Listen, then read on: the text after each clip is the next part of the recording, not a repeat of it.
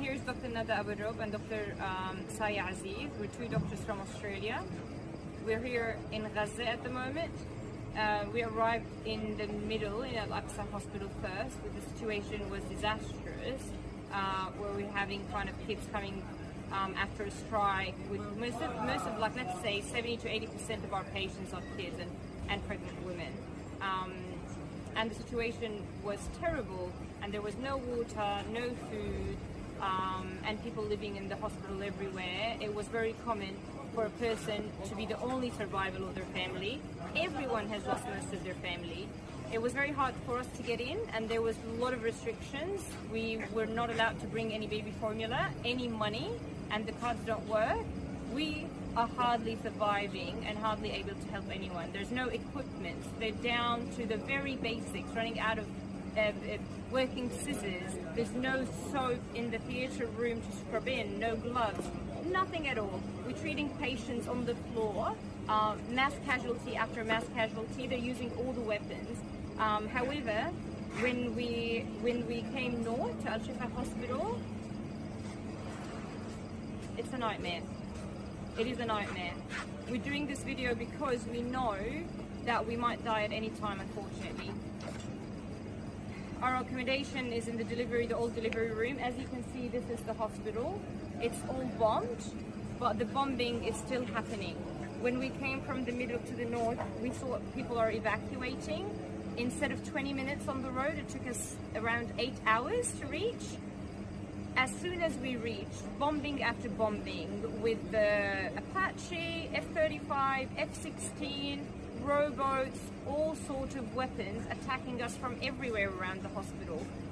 The number of patients and the number of dead bodies arriving are ridiculous. So we're just basically people dead. We have more than 1,500 people still dead under the rubble in the hospital. Today they bombed just in front of the main entrance of the hospital. 2 days ago they did the same. The issue is we leave our accommodation is a outside walking distance, so we could be at any time at that side of the bomb as an international. We're not even we've been told we'll be given an evacuation order. No even evacuation order as international people. So the situation here is just disastrous. I can't describe it. In the middle of the mass casualty today, there's no internet and no electricity. We're still out of Wi-Fi, so we can't communicate with our family, we can't put our picture up. And they're asking us to stay silent, otherwise our life will be in danger. What does that supposed to mean? We're just telling you what's happening. We're not allowed to show the photos because it's so traumatic and not allowed to post. But we're documenting this as part of what's happening for the future. Because someone needs to see this. Someone needs to help those poor people. Most of them are just kind of people, or they're just kind of hitting things randomly. There are doctors. Doctors here don't come to work because they're dead. Their family members are dead. Or they've been told to go to the south, at least to save themselves from being killed. So anyone who stays here, they know that they will be killed and they can't come back. So the situation needs to stop. I don't know what to say, but I'm asking for help, and I know that our life is in danger too. So if the help was kind of coming from any part of the world, just can anyone be able to stop this terror and horror, please? Anyone, could you please stop it? People here had enough. We had enough. There's no word to describe. Not sure, sorry, Dr. Said. Hi, I'm Dr. Saya Aziz. I'm an anaesthetist who works in Australia, and essentially I'm in a state of shock. We're in Al-Shifa Hospital. We've been here a week. It took us 2 attempts to try and get up to the north to come to Al-Shifa, and we thought it was devastating in Shuhada Al-Aqsa Hospital, where we spent a couple of days, and we come to Al-Shifa and it is catastrophic. It's cataclysmic. I can't even begin to explain how horrific the situation is. From an anaesthetic point of view, so many simple things that should be straightforward, it's just non-existent. So we have patients walking into theatre We have patients coming in asking how their relatives are. We have, it's absolute chaos. They have to bring their own mattress. If they're lucky and they've rescued it from the rubble, they have to bring the patient on the mattress. The family members have to lift the patient onto the bed. The operating bed doesn't go up or down, it's broken. We essentially have no suction. There's no suction. We have to share a suction with the surgeons, and it is filthy. There's nothing to clean anything with. It's a miracle that we're getting anything done. We have started at 8 o'clock this morning, and it's about 11 o'clock at night. Now, this is us. The people from Gaza, the healthcare workers, have been working day and night. They do 48-hour shifts.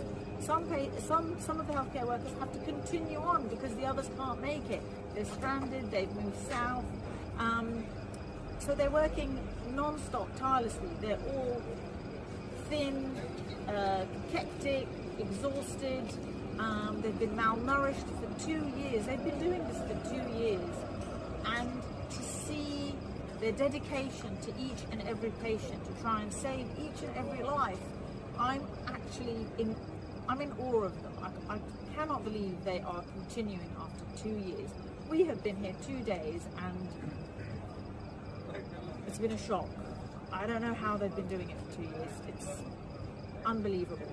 Like the lack of equipment. An operation that should take an hour takes 3 hours because they have to wait 20 minutes to find a suture, to find a pair of scissors. There's flies everywhere in the rooms. Like there's just no way of maintaining any form of sterility. And the stress and the tension between the healthcare workers, each and everyone is worried about their situation. No one knows where they're going to go, what they're going to do. Like you can sense the anxiety in the room, and yet they still manage to focus on the patient. I just don't know how they're managing to do it. And they're all having to worry about their family members, how they're going to feed them. They have no structure. Their children have been out of school for 2 years now. There's no schools. Healthcare is completely, it's not collapsing, it has collapsed. Like, I don't know how it's functioning. And, you know, patients who should be going to intensive care, who should be coming back, getting a relook, they're just, they can't. There's no way. I have had to take patients out into not even a recovery. It's literally taking them onto the floor. I have no idea what's happening, and just getting the family members to look after them. They can't even do any dressing changes. There's nothing. And then on top of that, the bombs are dropping constantly. There was a bomb outside the hospital front door. Today, we've only been here 2 days. This is 2 days in a row. Today we've had zero internet. We've got no Wi-Fi. There's no way of communicating with anybody. Like, it's intentional psychological warfare. I'm not sure what's happening, but this has to stop. They need to stop throwing the bombs. We need absolute unimpeded medical aid. We need food, nutrition. There's no way that patients are going to heal. And the worst part is it's all children and women and young families. Like, it's a stain on our humanity, and I am ashamed to call myself human. I'm ashamed to be an Australian who has basically remained silent. The F-35 parts are not non-lethal, they are absolutely lethal, and I would challenge any minister in the Australian Parliament to come and spend a day here with us. I would love for them to spend a day and then decide whether their F-35 parts are non-lethal. So we need to have an arms embargo right now. Enough is enough. Just an example of one day today. So it's just, you know, one mass casualty. So one mass casualty, and that's, they say, the lucky one. Or, oh, you haven't seen anything yet, Dr. Nada. So at least 10 to 20 dead on arrival, or GCS3 that we can't do anything about, and we don't even have painkillers. The only thing that we have is ketamine. So you just want to give them something for comfort and not to die in a bad way in front of the parents or in front of their family or the other way around. I had a beheaded lady who's 9 months pregnant that we had to deliver her by an emergency C-section in the emergency room And luckily the girl is a, you know, she